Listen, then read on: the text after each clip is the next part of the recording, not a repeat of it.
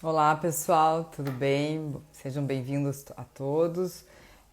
Hoje nós vamos falar sobre ambiente de trabalho e segurança e compliance e sustentabilidade com o Franco, que é um grande advogado ambiental, né, com especialidade e muita atuação no compliance voltado à sustentabilidade. Ele tem vários projetos incríveis. Vou chamar ele aqui. O Franco já pediu. Tirou o vivo. Vamos aguardar ele entrar. O sinal tá bom? O pessoal tá me ouvindo bem? Como é que tá a Luísa que tá aqui? Olá, Oi, Franco. olá, Tudo boa bem? tarde. Tudo bem, Isabela? Boa tarde. Obrigado por aceitar o convite, né? Vir aqui conversar um pouco com a gente sobre o teu trabalho, né? Tão importante nesse momento. O A Franco, honra é toda minha. ele trabalha com direito ambiental, né? Com e urbanístico, governança e compliance, né? Voltado para a Exatamente. sustentabilidade.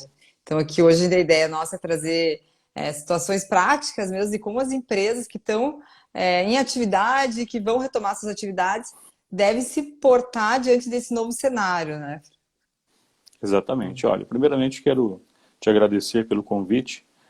Já acompanho as tuas lives, junto com a Luísa, inclusive, que é uma outra profissional brilhante que a gente tem na área do direito ambiental também do urbanismo, né? Então, antes de mais nada, parabéns para vocês por tudo que vocês têm feito nesses dias, né? É, o que é importante, né, nesse momento? Acho primeiro demonstrar uma coisa que parece simples, mas ela é fundamental, né? A gente até conversava ontem, eu e a Isabela, compliance, gente, não é uma coisa de outro mundo, não é um bicho de sete cabeças, não é só para grandes corporações, é para a pequena empresa, é para o microempresário também, né? Então, uma das metas que nós Franco, temos aqui, oi, voltou.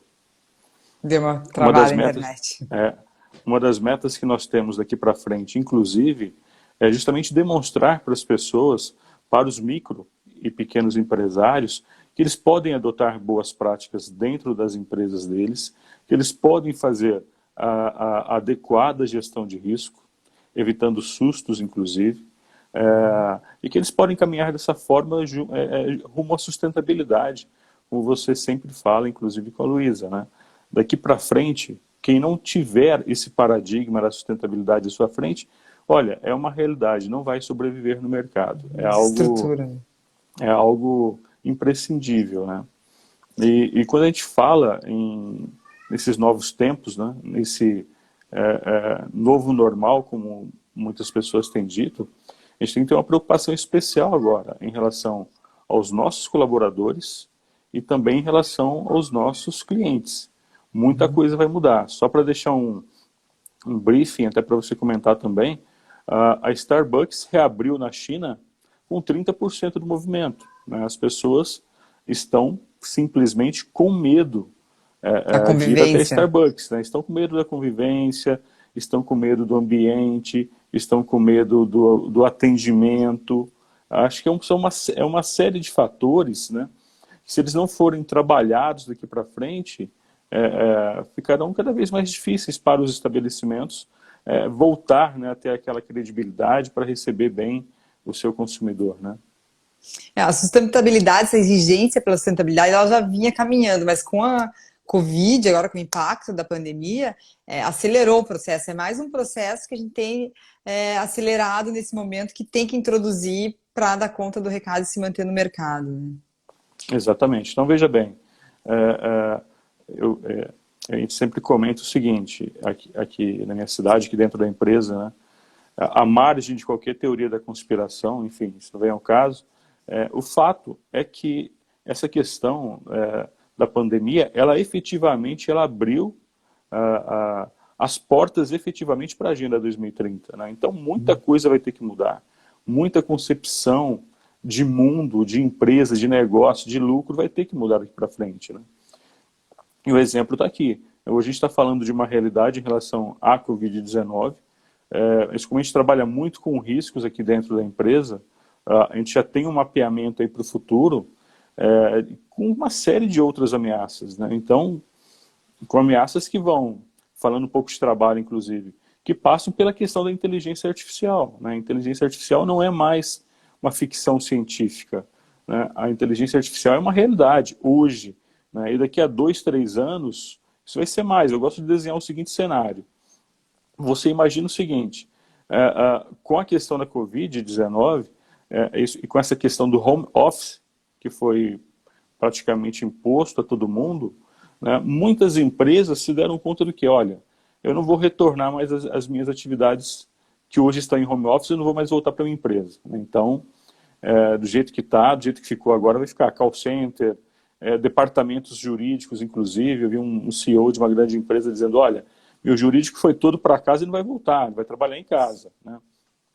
Então, no meio dessa informatização toda, batendo a porta aí, isso vai naturalmente, é uma questão de mercado, isso vai naturalmente nos convidar a ter que aceitar a questão da internet 5G, para que isso se integre à internet das coisas, que também é uma realidade. E aí eu te pergunto, se eu tenho internet das coisas, se eu tenho internet 5G de alta velocidade, se eu tenho todo mundo trabalhando em casa, e se eu tenho cada vez mais computadores e supercomputadores potentes, né, a inteligência artificial é a próxima porta, né? Então, e essa próxima porta está desenhada para 2023. Né? Aí eu te pergunto, em 2023 nós deveremos ter aí uma outra pandemia, só que vamos chamar uma pandemia decorrente aí da inteligência artificial. E nós temos que pensar também nesses novos postos, nesses postos de trabalho. Como vai ser essa modificação, né, desse novo modelo econômico que a gente vai ter aí principalmente a partir desse contexto de inteligência artificial que está batendo as portas, é a nossa próxima ameaça, inclusive. Ameaça, quando eu falo, gente, não quer dizer que nós estamos sob ameaça. A gente que atua muito com gestão de risco, a gente vê a ameaça, na realidade, só como algo a ser mapeado. Né? Exatamente, algo a ser mapeado, conhecido, mensurado, para que a gente possa estabelecer as medidas de tratamento, as medidas de controle de forma adequada, tá? Exato, perfeito. É um cenário complexo que a gente tem que se posicionar dentro do hoje, o que fazer, né? Como fazer. E da melhor forma. E a questão voltando aqui para o ambiente de trabalho, eu tenho que não só olhar o meu negócio, o meu lucro, porque eu não vou ter a cadeia consumidora para me consumir, porque ela vai estar estrangulada para consumir. Então, a gente tem que olhar esse sistema como um todo e nós como parte desse sistema, né? E eu acho que a pandemia está deixando muito evidente o papel da responsabilidade social da empresa dentro do contexto, né? Então, as medidas que o governo tomando sozinho, ele não vai conseguir resolver, ele precisa da iniciativa privada. Então, hoje está muito claro isso, está evidente esse papel da empresa, dela assumir essa responsabilidade no contexto que a gente está inserido, né? Eu acho o seguinte, só responder uma pergunta aqui antes, e é verdade, né? A questão do 5G, por exemplo, quem vai ter acesso ao 5G? Será que todo mundo vai ter acesso ao 5G? Hoje a gente sabe que tem lugares no Brasil hoje que não tem 3G. Tem lugares que ainda não tem internet no Brasil, né? Então são pessoas que vão ficando cada vez mais excluídas na realidade do processo. Nós ainda temos muitas pessoas afastadas desse contexto digital. E aí cai naquilo que você falou. Nós vamos ter cada vez menos, se deixar a coisa como está, cada vez menos, eu gosto de fazer uma analogia, cada vez menos comida, né, chegando lá no final do funil, né, porque é um funil. Lá no topo do funil, você tem uma grande concentração de renda do mundo, ele vai descendo, descendo, e às vezes sobra muito pouco para quem está lá embaixo. Lembrando que quem está lá embaixo é quem produz para quem está em cima, é quem joga para o começo do funil, né. Então nós vamos ter que repensar isso aí, inclusive. Nós vamos ter que diminuir as margens de lucro. Né? E, infelizmente? Não, felizmente. Né? As empresas nós temos que remanejar o dinheiro, a circulação do dinheiro no mundo. Né? Tem estudos que mostram, eu achei muito interessante, não vou lembrar agora exatamente a data, mas fez um comparativo de quanto se gastava de sorvete na Europa no ano, era o dinheiro suficiente para acabar com a falta de educação no mundo. Né, educação básica da população. E de cosméticos nos Estados Unidos, o que gastava de comércio em um ano nos Estados Unidos era o suficiente para acabar com a fome do mundo. Então, para você ver. Então, assim, o dinheiro existe, só que a gente vai ter que... O dinheiro existe, né? Só que ele está nesse contexto do funil, né? Manda um abraço para o Nosso mestre Albenir, que está aqui nos assistindo, é uma das grandes figuras do direito agrário no Brasil, também no direito ambiental, a Rúbia, que está nos assistindo também. A Rúbia foi comissária de bordo da TAM, sabe muito sobre gestão de risco, aprendeu muito com isso na outra carreira dela, e hoje ela é advogada.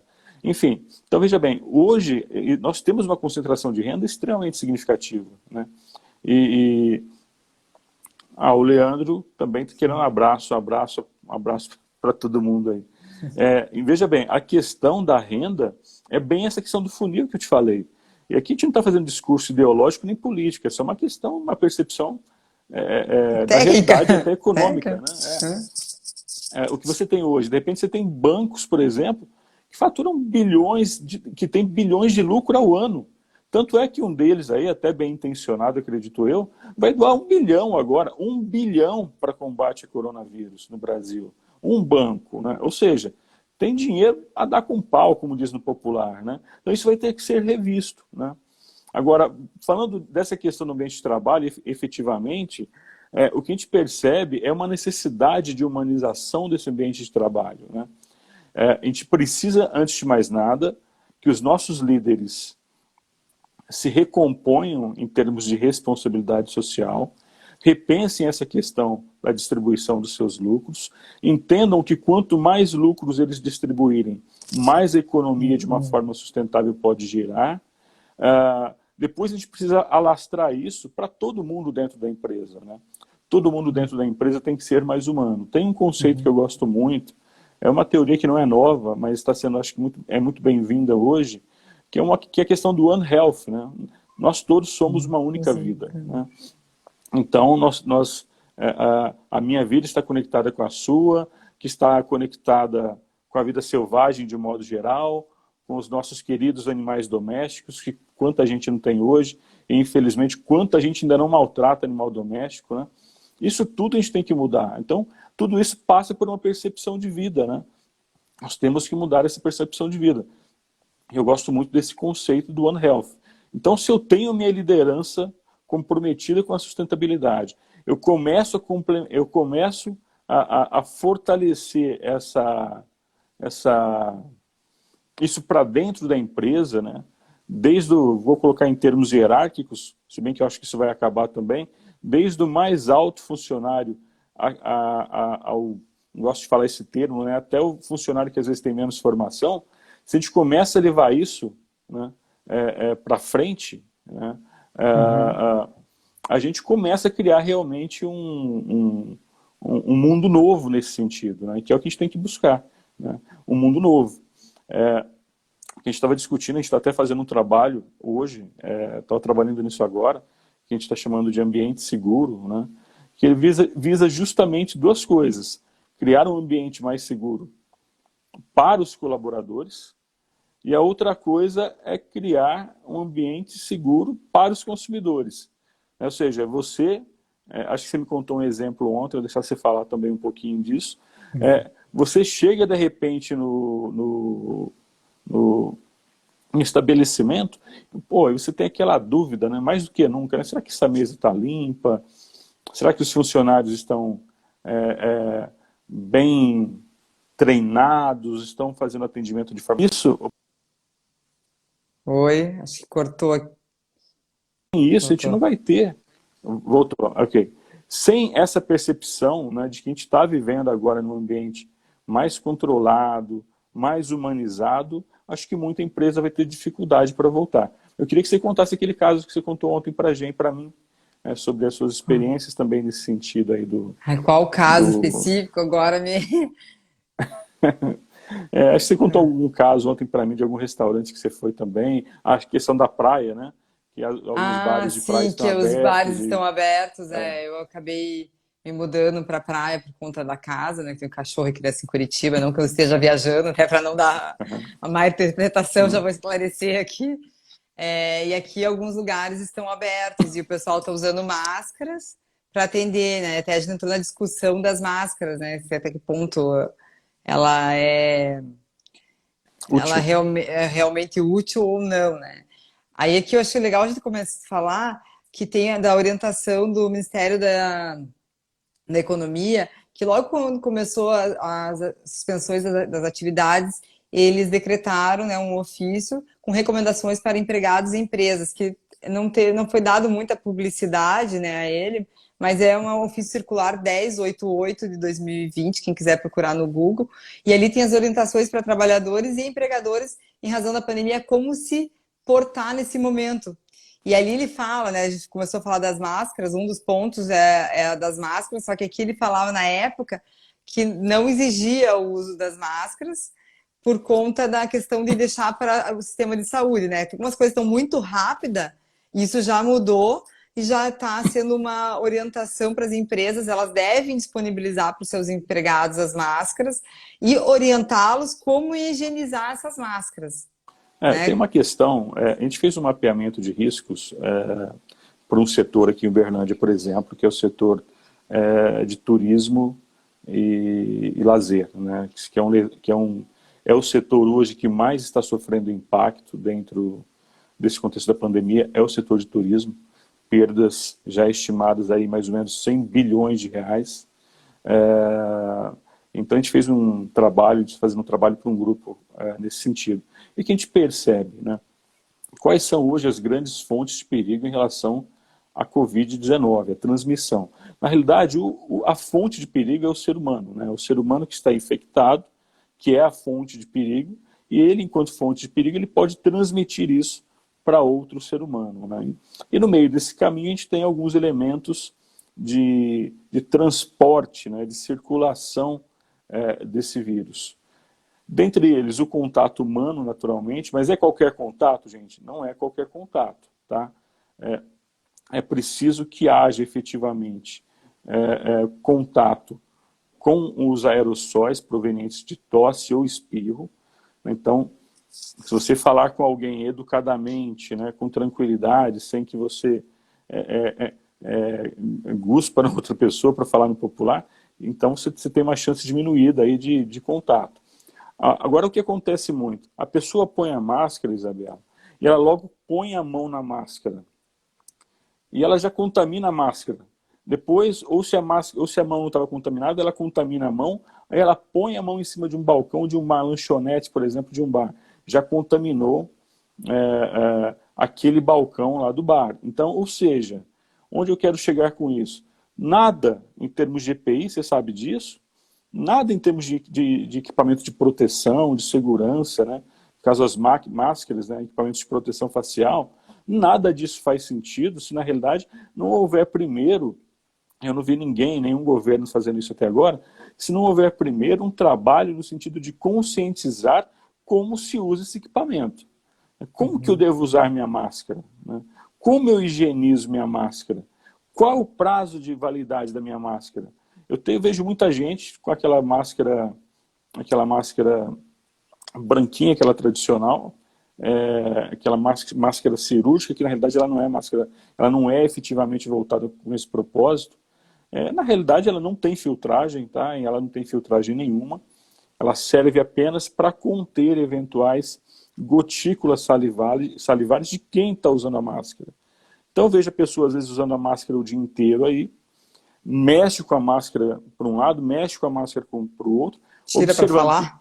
Observando que quando o dentista usa, quando o médico usa, uma vez que ele colocou a máscara, ele não toca na máscara mais. É só vocês observarem e conversarem exatamente. Observarem, conversarem com o médico, com o dentista. Esses dias eu vi aqui na minha cidade, aqui em Uberlândia, algo fabuloso. Era uma senhora que ela estava de luva cirúrgica na mão. Veja bem, luva cirúrgica, máscara no queixo e fumando um cigarro. Eu achei aquilo surreal, né? Eu falo, bom, então, essa questão da máscara, eu acho que existem, do meu ponto de vista, né? Eu não estou aqui incentivando ninguém a descumprir ordem de governo algum, mas do meu ponto de vista, existem outros cuidados que são mais relevantes. Eu acho assim, a gente tem que voltar para a necessidade de conscientizar as pessoas. E vai para a ideia dentro da empresa, quando você entrega um EPI, a empresa tem o dever de comprovar que treinou para o uso. Então aqui Exatamente. Pega esse sentido também, né? A gente tem que, e entra dentro do compliance, a gente tem que pegar trazer a cultura de entender o porquê daquela regra e internalizar no uso, monitorar o uso, exatamente. E internalizar o comportamento, né? Exatamente. Isso tem que ser internalizado, isso tem que ser conhecido, né? Eu falo que existem algumas práticas que, do meu ponto de vista, são mais eficientes, por exemplo, na propagação de coronavírus ou qualquer outro tipo de doença. Lavar a mão, por exemplo. Lavar a mão deveria ser uma medida de higiene comum, naturalmente. Inclusive, nessa orientação do governo, que eu acho que eu tenho orientado muito meus clientes, é instituir intervalo, é uma das recomendações, intervalo regular para higienizar as mãos. Isso significa que a empresa tem que determinar intervalos obrigatórios, dependendo da função, para higienizar as mãos e documentar isso, instituir algum, não sei se no ponto, algum relatório, Um e aquelas relatório, né? Um pessoas relatório acompanhado. quem que fez a higienização das mãos. Outro ponto que é importante, que eu acho que é uma medida de prevenção bem efetiva que eu tenho visto nas empresas, antes dele entrar no ambiente de trabalho, fazer uma barreira sanitária para tirar a temperatura. Anota o nome do empregado, ali a temperatura que teve e passa álcool gel. Quando não tem, quando ele lavar as mãos, disponibilizar no local, no ambiente, álcool gel e instruir, treinar os empregados como que deve passar o álcool gel. Se é uma pinguinha, fazer assim, ou aqui. Um ponto muito sensível, né, Isabela, é a questão dos refeitórios hoje, né? A questão dos Sim. refeitórios é um ponto crítico, né? Segundo a gente fez o mapeamento, é um ponto crítico, né? Porque ali você tem uma tendência de diálogo. Então é uma coisa que a gente tem recomendado, conscientizar o funcionário, o colaborador, que nesse momento, infelizmente, ele não pode ficar batendo papo toda hora ali com o colega dele. Ele tem que evitar esse contato verbal, inclusive, porque nesse contato verbal, muitas vezes, ele expele partículas de saliva, né? Então, evitar isso aí, né? Evitar realmente o contato de mão, se possível, são coisas que podem ser evitadas. Acabou de usar, Distanciamento, né? acabou de Determina. usar a mesa, ela tem que ser higienizada imediatamente. E detalhe, não é só a mesa, cadeira também, gente.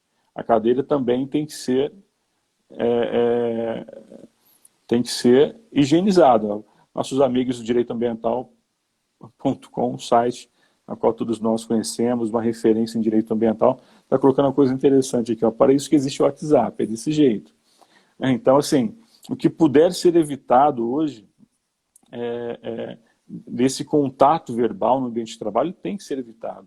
Né? E reafirmo, higienização da mesa, higienização da cadeira, higienização de maçaneta, isso Número tem de que ser... pessoas, né, dentro do ambiente, controlar. Hoje não posso mais liberar toda a minha equipe, eu tenho que fazer que algumas empresas estão adotando intervalos maiores, 2 horas para refeição. Vai um grupo 1 hora, outro grupo outra. Enfim, fazer escalas para usar o refeitório, para numa mesa que cabia 10 pessoas, hoje senta 5, 4. veja bem, a questão, por exemplo, e você falou uma questão importantíssima, né, que é a questão dos relatórios. Nós temos falado isso muito aqui na minha cidade. O que acontece? O poder público municipal ele ditou uma regra que é o seguinte: alguns setores podem reabrir, desde que assinem um termo de compromisso com o município. Então veja bem, amanhã, na hora que chegar o fiscal do município no estabelecimento e perguntar assim: você está aberto, quero saber se você está cumprindo com as medidas que te foram impostas, né? Aquelas medidas de controle que você se comprometeu a fazer. Ele não pode simplesmente dizer, eu estou. E se o fiscal pedir assim, eu quero uma prova, como é que faz? Ele vai ter esse documento? Então é importante que ele tenha um sistema de gestão. A gente volta na questão do compliance, na questão da gestão. É importante que ele tenha relatórios, que ele faça o treinamento, faz um filmezinho do Fundamental. treinamento, tira uma foto que ele fez o treinamento, entendeu? Dá um documento para o colaborador assinar que ele foi treinado, que ele foi capacitado quanto ao uso, por exemplo, das máscaras. Então, são uma série de medidas que hoje tem que ser tomadas no ambiente de trabalho, porque é aquela questão, a gente está vivendo o momento da pandemia hoje, mas daqui a um ano, gente, 1 ano e meio, a gente não sabe como o Ministério Público vai se comportar, por exemplo. A gente não sabe como os juízes vão decidir em uma série de questões. Né? Então, é necessário tomar todo cuidado hoje para que não se seja surpreendido amanhã. Né? Para Não que o gerar passivo. empregador não seja surpreendido amanhã para não gerar passivo. Inclusive em relação a consumo. Eu fui superintendente do PROCON aqui há muito tempo, eu tive muito a oportunidade de conhecer o direito do consumidor também. O que acontece, né? Você, empresário que atende, que tem um restaurante, um bar, que tem uma loja, enfim, você tem o dever de cuidado com os seus clientes, né? Então, é importante mais do que nunca levar isso a sério, né? Você tem que monitorar a entrada do cliente na sua loja quando for possível. Ele tem que ser advertido, advertência no sentido de informação, ele tem que ser advertido das práticas que você adota, quais são as medidas que você está adotando para minimizar o risco, quais são os cuidados que ele tem que ter. Você tem que disponibilizar uma outra regra que a gente traz lá do compliance. Você tem que ter um canal de comunicação para que o cliente, inclusive, possa te mandar um e-mail, alguma informação, dizendo, olha, o seu funcionário não está trabalhando adequadamente. Eu vi ele sem máscara. Esse canal, vamos chamar de denúncia, que é uma prática típica do compliance. Linha ética. Ela Voltou. tem que existir também essa... Voltou. Eu tenho que dar uns piques aqui, né? Então, assim, essa prática tem que existir também, né? É fundamental ter esse canal de diálogo com o consumidor mais do que nunca. Só assim eu acho que a gente vai poder voltar dentro de um contexto com ambientes mais seguros para todo mundo. Assim, nesse momento de exceção que a gente vive, acho que dois pilares importantíssimos e indispensáveis para a tomada de decisão, que é a integridade e a transparência. Então, qualquer Exatamente. ação que você for tomar, né, você tem que passar por esse crivo e documentar que você não basta você agir dessa maneira, você vai ter que ser capaz de provar que agiu com base sendo íntegro e transparente nesse momento, né? Então, agora há pouco eu estava atendendo uma cliente com questões de dúvida com empregada doméstica, né, o que ela ia fazer. Ele falou, documenta com base nesses pilares a relação. Porque é tudo diferente, tá tudo diferente, tá tudo. São todas as medidas novas, tem várias possibilidades. Você pode adotar diversas, criar o seu cenário, mas com base, se for com integridade e com transparência, eu vejo que o judiciário está acolhendo e está indo nesse sentido que você vai se resguardar. Né? Não basta só Exatamente. cumprir a lei. Você falou uma coisa fundamental, né? Na realidade, mais do que nunca, a gente está tratando de interesses coletivos, né? Então, quando você abre hoje a sua atividade comercial, e eu sou um defensor disso particularmente, você tem que lembrar também que você tem uma responsabilidade social imensa, né? Com seus clientes, com seus colaboradores e com a sociedade de modo geral. Até quem não vai na sua loja vai estar se sujeitando de algum modo a risco em função da sua atividade empresarial, da sua atividade econômica. Então, mais do que nunca, é preciso ter essa percepção de responsabilidade social, tá? Perfeito. Aqui o consultor Lobo, né? Ele colocou, lembre-se, a Lobo, qualidade de vida. amigo lá de Anápolis, profissional Legal. excelente. Que a qualidade de vida no ambiente de trabalho pode tornar a empresa melhor para se trabalhar, com certeza, né? Porque são as pessoas que vão entregar. A gente fala tanto, né, inovação, precisamos inovar, mas as pessoas precisam estar integradas naquele ambiente para conseguir trazer o melhor delas. E hoje a gente vê nesse cenário o que as pessoas estão valorizando, né? Valorizando muito mais o emprego do que antes, sem dúvida. Estão valorizando os cuidados da saúde, que a empresa tem dado para a saúde. Empresas que estão liberando os empregados para home office já estão valorizando isso, poder estar em casa como um valor agregado. As condições de ambiente, até aqui estão cuidando da saúde desse ambiente. Eu estou me sentindo cuidado aqui dentro. Então aqui eu quero entregar o melhor de mim. É uma lógica, né? Tudo que a gente recebe, a gente quer retribuir. É tendencioso do ser humano esse comportamento.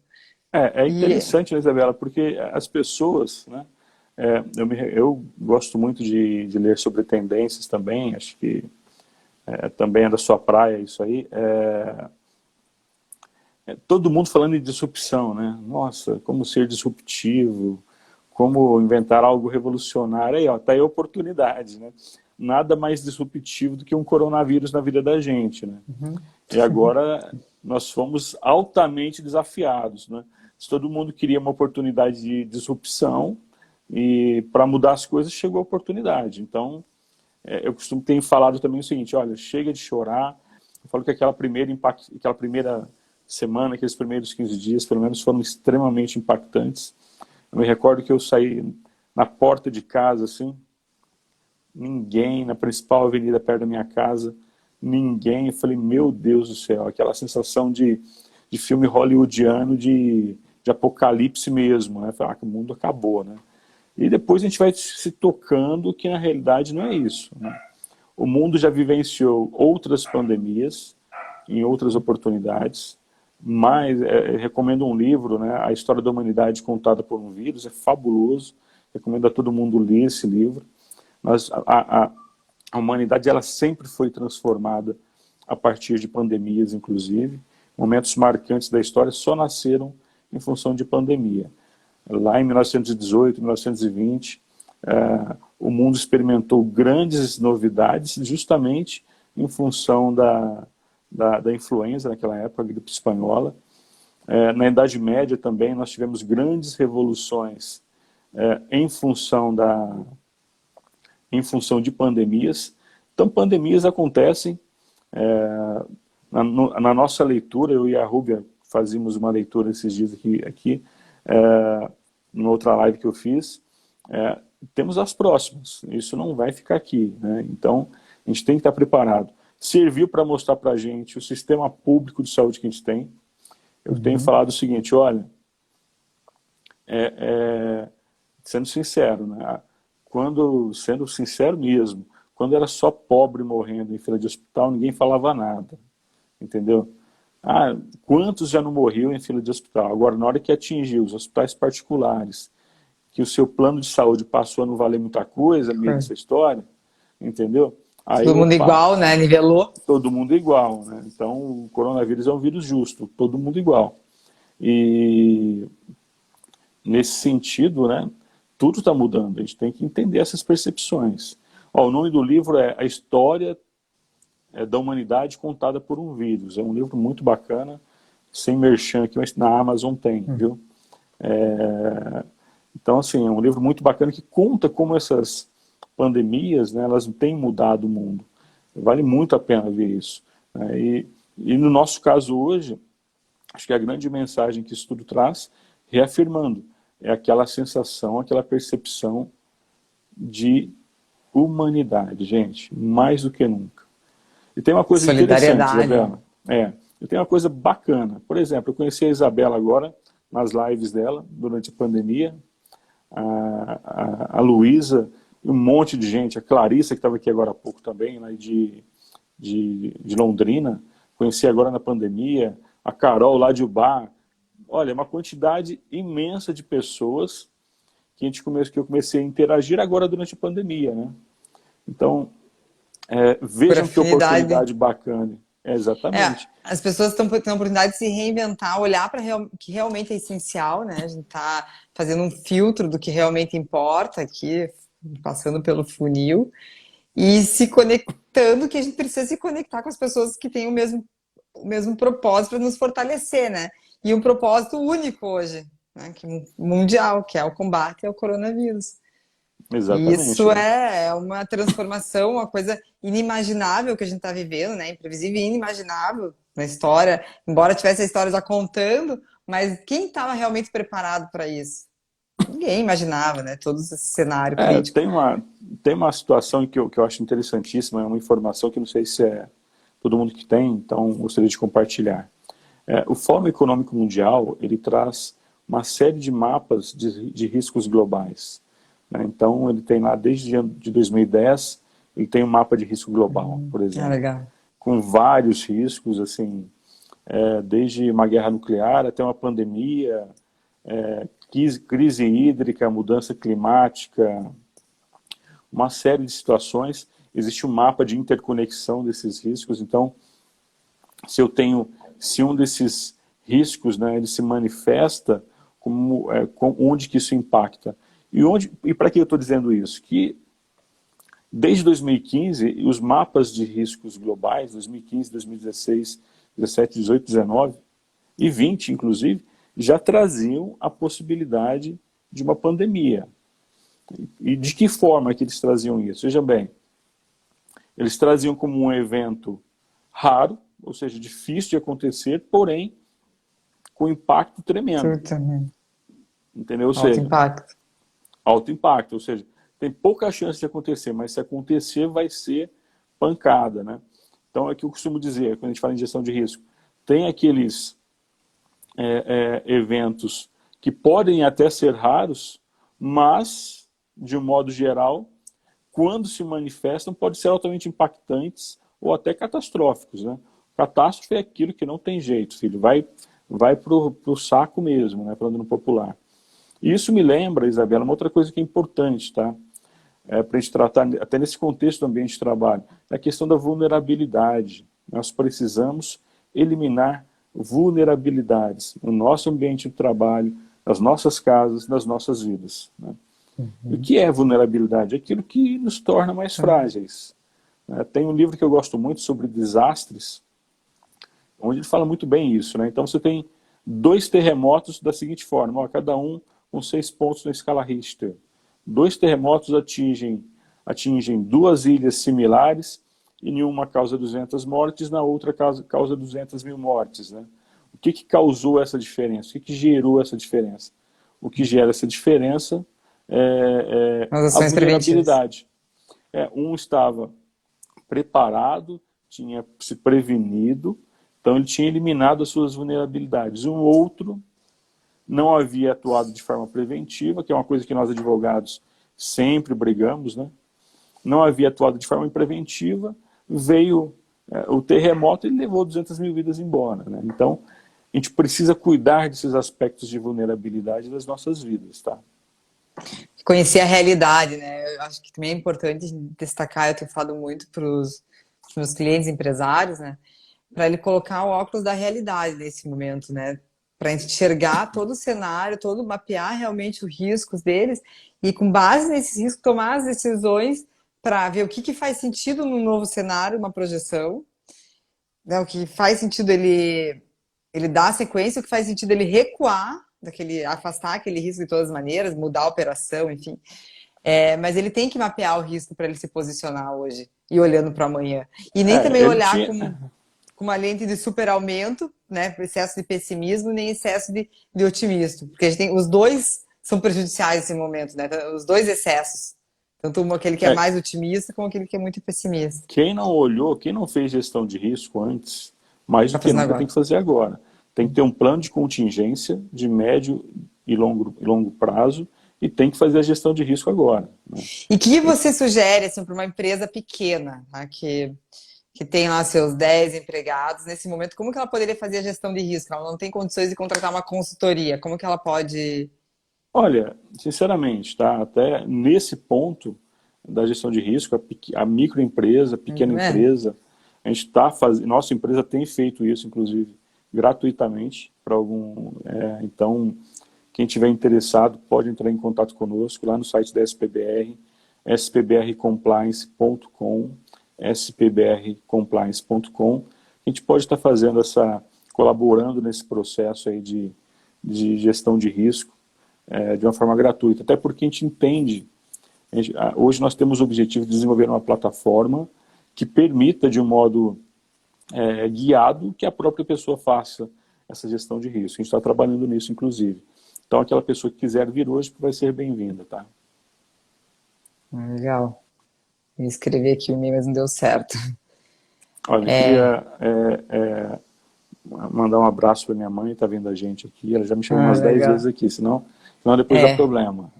eu aqui Entendeu? tenho a Jaque É, Aline Roubo da Rosa, que é a nossa presidente da OAB, da Comissão do Pacto Global da OAB Paraná, que é uma grande advogada e fez um trabalho incrível na OAB na disseminação dos Objetivos de Desenvolvimento Sustentáveis entre os advogados, né?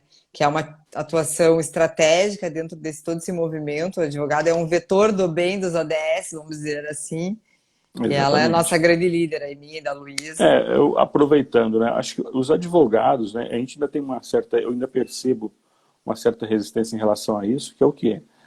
Tem muita gente que ainda vê o advogado só como aquela figura de fórum, né? De contencioso, de balcão de fórum, e não é por aí. Na realidade, hoje, pelo menos aqui na aqui a gente tem uma atividade muito mais voltada para o consultivo, para o catalisador de novas ideias e novos projetos, do que efetivamente fórum, tá? Então, advogado não é só lei, gente, né? Advogado também serve para isso, para pegar lá Também. os 17 objetivos da Agenda 2030 e colocar em prática, né?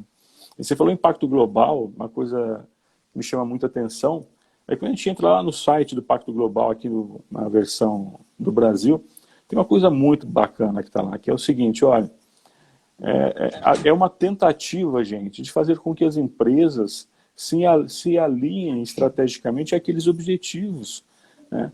Que é a sustentabilidade, que é o bem comum, e uma palavrinha que a gente estava esquecendo, acho que a gente não falou ela ainda, Isabela, bem-estar, né? Acho que é a grande palavra que toda essa história do vírus nos trouxe, né? É a questão do bem-estar, né? E se a gente não tem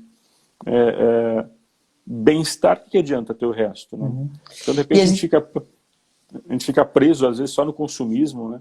Acho que vocês iam fazer uma live sobre moda, inclusive, não sei se já fizeram. foi feito pela Carmen, também nos assistindo. A Carmen é advogada especialista em moda e nos ODS, né? O impacto da moda Pois é, então, é assim, absurdo na tudo sustentabilidade isso no vai ter que planeta. mudar, né? Tudo isso vai ter que mudar. Então, mas para quê? Mudar para quê? Para bem-estar. Eu acho que todas as marcas, inclusive principalmente as de moda, vão ter que estar alinhadas dentro desse contexto de bem-estar, né? Ou, por assim dizer, não sou especialista em moda, mas o novo chique talvez seja o bem-estar, né? O Em consumo todos os sustentável. aspectos. Exatamente, em todos os aspectos. Ah, essa peça é linda. Ah, mas ela Mas é como ela foi feita à base produzida? mas ela é feita à base de mão de obra escrava, não é uma peça bonita, né? Não é uma coisa que dê para a gente comprar, né? Ah, ela é feita à base de comprometimento da biodiversidade, não vai dar para comprar, né? A gente vai ter que valorizar cada vez mais. E aí os consumidores têm que entender isso também. Eu acho que os consumidores, nesse ponto, são a chave de todo esse processo. O consumidor que vai ter que exigir uma marca mais sustentável, uma bolsa mais sustentável, um ambiente mais seguro, tudo isso são os consumidores que vão precisar aí efetivamente exigir, né, pedir isso. Porque se eles não pedirem também, talvez a gente não tenha um movimento de mercado nesse sentido. Mas acho que o futuro é esse, né? Bem-estar, sustentabilidade. E se a gente vê o que vinha acontecendo antes da pandemia, já era uma. As pessoas não estavam se sentindo com bem-estar, né? A gente via um alto nível de estresse, alto nível de afastamento, alto nível de acidente de trabalho. O ambiente de trabalho era um ambiente, não generalizando, mas não, com pouco olhar humano, apreciativo ao ser humano. Era um olhar mais voltado à entrega econômica, entrega de resultado, atendimento do cliente, vamos velocidade, né? Meta, Meta, bater meta meta todo mês, e com um pouco de entendeu? propósito. Então, a gente via, agora precisamos de propósito para inovar, para ter engajamento. Então, vinha já crescendo essa exigência do mercado, né? Mais um envolvimento humano para a questão da entrega de inovação. A gente vê as grandes empresas multinacionais trabalhando diversidade. Por quê? Porque é bonita a diversidade? Não, porque a diversidade ela traz, amplia os horizontes e possibilita mais inovação do que tá, precisa de se oxigenar. Então, vinha se feito mudanças pequenas, né, no ambiente por conta É, do processo de inovação. Agora, parece que aflorou, ninguém mais quer buscar aquilo que faz sentido mesmo, né? Tá tendo essa oportunidade de parar, então o que eu vou fazer agora? Como que a empresa deve se posicionar? E daí que veio o compliance, né? As ferramentas, os pilares, que acho que legal a gente pontuar aqui. Então, uma gestão de risco para eu sobreviver, furar essa onda e surfar lá depois da arrebentação, né? Pegar. exatamente. Então, o que eu E tenho que ontem, fazer agora? ontem você Vai. mandou um documento bacana demais, que é do Itaú, inclusive, e eu estava fazendo uma análise dele. É o que acontece também hoje, né? A gente tem um monte de gente, um monte de organização falando de mudança climática, tá? Mas falando isso em termos de greenwashing mesmo, é aquela coisa assim, é só para fazer a propaganda, faz a propaganda, faz meia dúzia de lápis ali com material, com Bonitinho. material reciclado e fala que está fazendo bem para a humanidade, E né? coloca na Fazendo assinatura bem do para o planeta. e-mail. É, então, assim, muitas práticas voltadas supostamente para mudanças climáticas, mas poucas, por exemplo, para cuidar das nossas cidades, por exemplo. Pouquíssimas para cuidar de urbanismo, para cuidar da pobreza, né? Então, outra coisa que fica muito aflorada agora, né? Então, E Você eu preciso observa. tratar do saneamento básico para tratar da Exatamente. prevenção da Covid. Então, deu Exatamente. Então, aquela assim, nivelada. essa questão da Covid, mais do que nunca agora, a gente vai sentir, né, o descaso, aí, talvez Da histórico, saúde, da secular, saneamento. das nossas cidades, né, que são desenvolvidas sem planejamento algum. A gente trabalha muito com urbanismo aqui também. A doutora Ana Carolina, que é minha sócia, trabalha muito com isso. A gente desenvolve, né? A gente acha que AVE, por exemplo, é só para inglês ver, você está entendendo?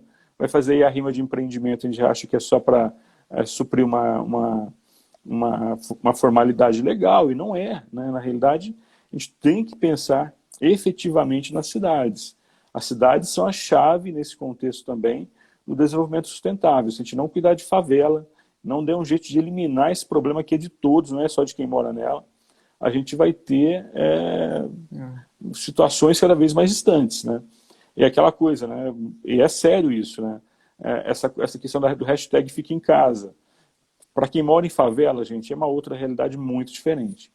E aqui eu estou sendo crítico mesmo, né? Para mim, eu creio que para você e para muita gente que está nos assistindo aqui, ficar em casa, assistindo Netflix, comendo pipoca com o filho, tomando guaraná, sei lá o quê, fazendo churrasco, é ótimo, né?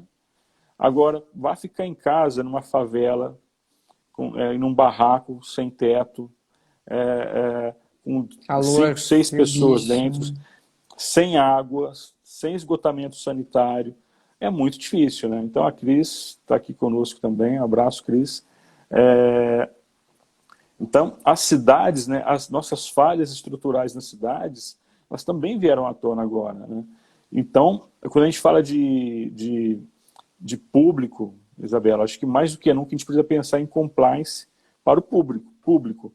E eu não estou falando só do compliance no sentido de combate à corrupção, não. Estou falando do compliance no sentido de governança Nessa, mesmo, efetivamente, governança, análise de conformidade, gestão de risco, mapeamento, nos diversos reanálise, setores, né? transparência.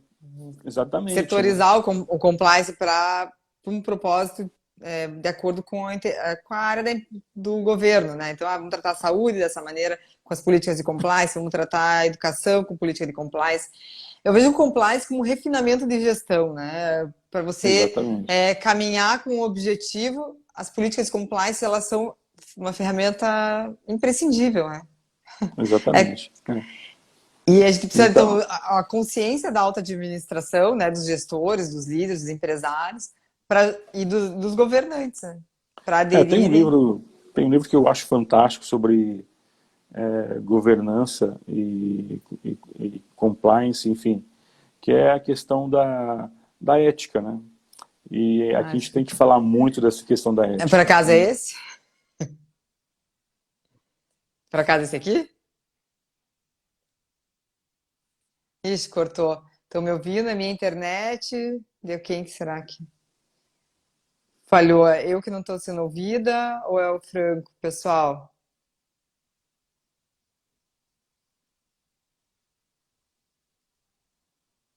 De quem será que travou a internet? Alguém me ouvindo?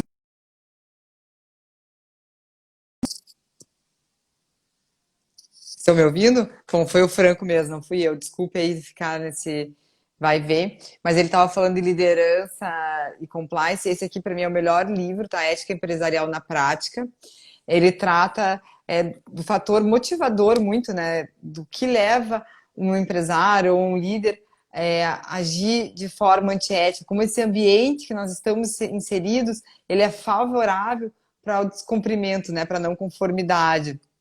E faz entender muito a cabeça de grandes líderes, né? Tanto como nosso presidente, gestores de empresa, que às vezes não é intencional aquele comportamento dele, mas dentro do raciocínio dele, ele age de uma forma sem conformidade.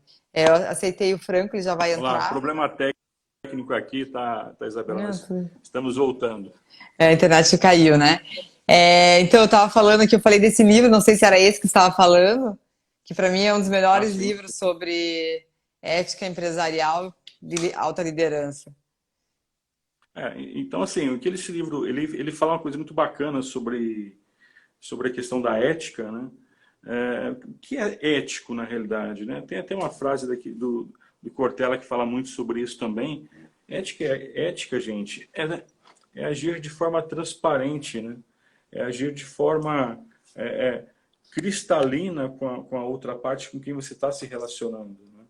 Então, ele dá um exemplo que é o seguinte, fala, olha, você, às vezes você tem um compromisso, você não consegue adimplir aquele compromisso, né? Então, ter ética nesse contexto, né, é você dizer para a pessoa, olha, efetivamente eu não vou conseguir adimplir meu compromisso, mas aqui estão as condições que eu estou te propondo para que eu consiga adimplir isso que eu tenho em atraso com você. Eu acho que é uma regra, inclusive, que vai valer muito agora, né, no meio desse contexto, no meio dessa situação toda. Todo mundo vai precisar ter muita ética nesse sentido, né? Então, a gente precisa pensar em termos de compliance, principalmente, nesse contexto ético, né? Se a gente consegue inserir, né? Se a gente consegue transportar para dentro da organização esse contexto de ética, tudo fica mais fácil, né? Sim. Se eu tenho ética dentro da minha organização, naturalmente eu passo a ter transparência, eu passo a ter prestação de contas, todos aqueles pilares da governança, eu passo a valorizar a análise de conformidade das normas legais a que eu estou submetido, eu passo a monitorar isso de uma forma efetiva, né? Então, mas tudo começa a partir do comprometimento, a gente sabe muito disso, a partir do comprometimento da alta administração, inclusive. Quando a gente fala da alta administração, nós não são só grandes corporações, não, tá? Lá do pequeno empresário também. A partir do comprometimento da direção da empresa com esses valores. Ou seja, eu quero uma empresa ética, eu quero fazer diferente. A gente cobra tanta ética do público, né, tanta ética do governo, a gente também pode ser ético, a gente tem que cobrar da gente primeiro. E a partir daí implementar as ferramentas de compliance, como você bem falou. Bem colocado. E daí, para a gente descer para o time, né, para o ambiente de trabalho, essa ética, eu preciso treinar e comunicar. Eu não tenho como de outra maneira de conseguir. Então, as pessoas têm que entender o porquê daquelas regras que estão sendo instituídas, o porquê daquele procedimento, o porquê daquele comportamento que está sendo exigido na empresa, para ela fazer sentido para ela aquilo, ou não faz sentido, mas ela ir no movimento manada em favor do comportamento ético, né? Então a empresa tem esse dever, o treinamento é um pilar muito importante, que não é nesse momento agora, embora, né, a primeira MP, a 944, ela tenha dispensado as empresas de treinamento, não é que ela vai dispensar o treinamento como um todo, né? O treinamento ele pode ser de outra forma, agora online, umas atividades que não tenha contato de pessoas. Eu não tenho treinamento Assistindo uma live como a presencial. nossa. Oi? Assistindo uma live como a nossa, por Uma nova. exemplo, entendeu? Até um dos Exato. requisitos da suspensão do contrato de trabalho, não a da MP, mas tem lá isso aí é meio controvertido, né? Mas é a exigência que a pessoa que está suspenso o contrato, ela deve estar fazendo um treinamento também para se qualificar para esse novo cenário. Eu acho muito bem-vindo, né? Embora todo mundo, muitas pessoas tiveram uma rejeição sobre ter colocado fazendo essa menção ao artigo da CLT, que fazia essa exigência na MP, eu vejo como uma oportunidade que a empresa está suspensa, mas aquele empregado ele tem que se reinventar, ele tem que melhorar, ele tem que evoluir, para a gente mudar todos juntos a cultura do negócio. Eu acho que ele precisa disso até para garantir o emprego dele. Não só hoje em relação à questão da Covid, mas como a gente conversou de início, né? A gente tem aí, por exemplo, a situação da inteligência artificial pela frente que a gente vai ter que enfrentar. É uma realidade, não é mais uma ficção, né? Então, agora, você falou da questão da cultura, eu gosto sempre de mencionar a ISO 45001, porque ela trouxe algumas mudanças em relação à ISO 45000, são a ISO que trata essencialmente de segurança do trabalho. O que a 45001 trouxe de inovação? Que antes de mais nada, eu tenho que valorizar os processos culturais dentro da minha organização, né? Então, se eu não conseguir conscientizar as pessoas, inserir as pessoas dentro de um processo cultural, eu não vou conseguir implementar nenhuma prática de compliance, de nada, na realidade. Eu vou ter cada vez mais acidentes de trabalho, enfim. Mas o que acontece? Tudo nasce a partir de um processo cultural. E aqui a gente tem que lembrar, né, Isabela? O funcionário, o seu colaborador, mais bem dizendo, ele não é só seu colaborador também enquanto ele está dentro da sua empresa, não. existe uma certa responsabilidade Verdade. de cada empreendedor em relação à vida do empreendedor, daquele A colaborador, imagem né? também, né? Será que ele está bem lá na casa dele também? Será que ele não precisa, muitas vezes, de uma assistência até psicológica? Quantas vezes, né? Quantas vezes a gente não encontra aí famílias, né? O trabalhador, o trabalhador, o colaborador é aquela pessoa ponta firme, né? Mas às vezes está com um filho, infelizmente, está com um filho envolvido com droga, por exemplo. Ele não tem como ele não trazer isso para dentro da empresa, né? E a gente só vai conseguir tratar esse tipo de situação quando a gente se abrir, reafirmando para a questão da humanidade, né? Para a questão dos valores culturais que eu tenho que inserir dentro da minha empresa, compreendendo que esses valores culturais eles têm que ser espalhados para fora da minha empresa também, né? É um processo evolutivo coletivo, né? Exatamente. É, Não dá para pensar mais em ensino coletivo. não. E aqui, voltando aqui para as modificações trabalhistas, que tem muito me perguntado, eu ainda não eu queria ter gravado o vídeo, não consegui gravar, aproveitar a oportunidade. O que ela trouxe em relação às medidas de segurança e saúde no trabalho, né? Não houve grandes modificações, ela apenas isentou a obrigação de se fazer os exames admissionais e demissionais nesse momento, né, da pandemia, por conta da necessidade de ir uma clínica fazer o exame demissional, né? Então a empresa consegue, nesse período a demissional, suspender essas obrigações. E as CIPAs que não têm um processo de eleição nesse momento, dá continuidade à CIPA que já está eleita. As demais medidas de segurança e saúde do trabalho, todas estão vigendo normalmente. E, pelo contrário, elas têm que ser mais rigorosas, porque eu não posso ter acidente de trabalho nesse momento. Eu não posso trazer mais demanda para a rede de saúde, né, para os hospitais. Exatamente. Então, a prevenção ela tem que ser mais excessivas ainda agora, nesse momento de acidente de trabalho. Então, é um ponto que eu queria destacar. A gente está chegando para o final aqui da live, daqui a pouco vai cair aí, não recebi Acho que tem sinal. mais um minutinho. Deve ter mais alguns minutinhos aqui. Não sei se tem mais alguma coisa que você queria destacar, acho que a gente não falou Acho ainda. que, acho que, acho que é importante isso.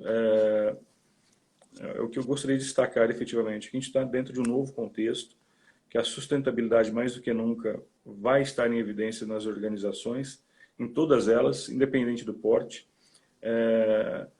E isso passa muito pela questão da governança, pela questão do compliance, pela questão da gestão de risco, porque a gestão de risco também ela mapeia oportunidades, então de repente tem muita oportunidade que você, empresário, pode estar perdendo aí por não fazer um mapa adequado de risco, né? E conte conosco, estamos à disposição. Te agradeço demais o convite, espero que a gente possa fazer aí outras lives juntos. Foi excelente, Eu que obrigado. agradeço ter aceitado o convite, foi ótimo, né? Aprendi aqui um monte com você.